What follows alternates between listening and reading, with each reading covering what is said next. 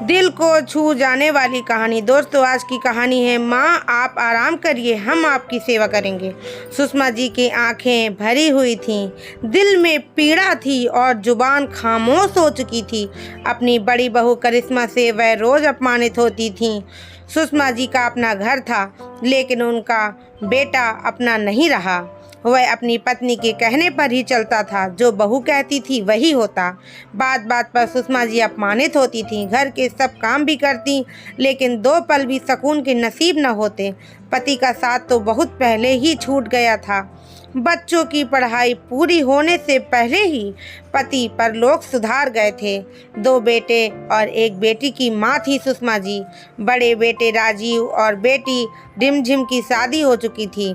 10 दिन बाद छोटे बेटे संजीव की शादी है। सुषमा जी की बहू करिश्मा ना तो कुछ मदद करवाती है और ना ही खरीदारी के लिए उनके साथ जाती है। सुषमा जी और रिमझिम की लाख मिन्नत के बाद भी ना करिश्मा ने देवर की शादी में कोई खुशी जताई और ना ही अपनी कोई जिम्मेदारी निभाई। सुषमा जी जब भी कोई गहने या कपड़े लेकर आती तो करिश्मा को दिखाती, तो उल्टा वह उन्हें और ताने सुनाती। छोटी बहू के लिए इतना कुछ, मुझे तो कुछ दिया ही नहीं, मैं तो कुछ हूँ ही नहीं आपकी। जबकि बहुत सारे गहने और साड़ियाँ दी थी सुषमा जी ने अपनी बहू को। घर में पहली शादी थी, उन्होंने अपने सारे अरमान पूरे किए थे। बहुत धूमधाम से अपने बड़े बेटे की शादी की थी, बस बहू ने उन्हें समझा ही नहीं और बेटा भी पराया हो गया। अपनी शादी के लिए संजीव ने ही सारा पैसा भेजा था। संजीव की अभी 6 महीने पहले ही नौकरी लगी थी हैदराबाद में। संजीव के ऑफिस में दिल्ली की एक लड़की थी अमिता।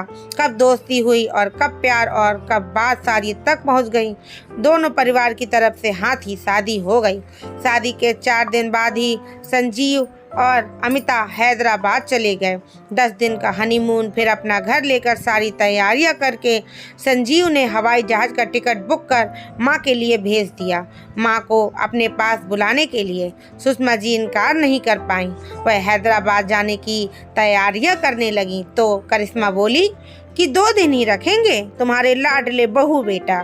सुषमा जी हैदराबाद पहुँच एयरपोर्ट पर संजीव उन्हें लेने गया। घर पहुंचते ही अमिता ने उनका बहुत प्रेम से स्वागत किया, चाय नाश्ता करवाया, फिर खूब सारी बातें की। संजीव बोला, माँ अब थोड़ा आराम कर लो। सुषमा जी को तो जैसे आराम शब्द भूल चुकी थी। संजीव उन्हें एक कमरे में ले गया जो बिल्कुल करीने से और साफ सुथरा सजा था। जैसे ही सुषमा जी लेट गईं, गहरी नींद में सो गईं।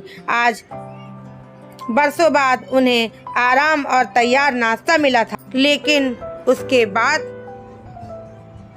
अमिता ने उन्हें लंच के लिए उठाया। लंच तैयार था। सुषमा जी ने लंच किया, फिर अपने जूठे बर्तन उठाने लगी तो अमिता ने उनके हाथ से बर्तन ले लिए। सुषमा जी आश्चर्यचकित होकर अपनी बहू को देखने लगी।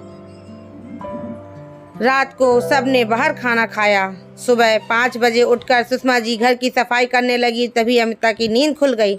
वह बोली, माँ आप ये क्या कर रही हैं? सुषमा जी बोली, तुम तो ऑफिस जाती हो, जब तक मैं यहाँ हूँ घर के सारे काम मैं कर लिया करूँगी। अमिता बोली, आप माँ हैं तो माँ बनकर रहिए, हम आपकी सेवा करेंगे ना कि आप काम करेंगी। और आप ये क्या कह रही हैं कि जब तक आप यहाँ हैं अब आप यहाँ से कहीं नहीं जाएंगी, आप हमारे पास ही रहेंगी, माँ बनकर ही रहेंगी। बहुत दुख देख लिए हैं आपने। संजीव ने मुझे सब कुछ बता दिया है। काम करने के लिए 2 मेड हैं, आप आराम कीजिए, हम आपकी सेवा करेंगे। और रिमझिम दीदी को भी हम यहीं पर बुलाएंगे हर बार बच्चों की छुट्टियों पर। अब आप मुझे भी अपनी बेटी ही समझिए। माँ जी के अब सुषमा जी के अब दुख भरे दिन बीत चुके थे, दुखों के बादल छट चुके थे। सोच रही थी, ईश्वर सचमुच दयालु है जो मुझे ऐसी बहू दी। सुषमा जी ने अमिता को अपने गले से लगा लिया। दोस्तों आपको मेरी कहानी कैसी लगी? अगर आपको मेरी कहानी थोड़ी सी भी पसंद आई तो प्लीज़ मेरे चैनल को सब्सक्राइब कर लीजिए, लाइक करिए, शेयर करिए, कमेंट में बताइए आपको मेरी कहानी कैसी लगी। दोस्तों आप लोग कमेंट ज़रूर किया करिए और मेरे चैनल को ज़रूर से ज़रूर सब्सक्राइब करिए ताकि मैं आपको अच्छी से अच्छी कहानियाँ दे सकूँ। तब तक के लिए जय हिंद, वंदे मातरम।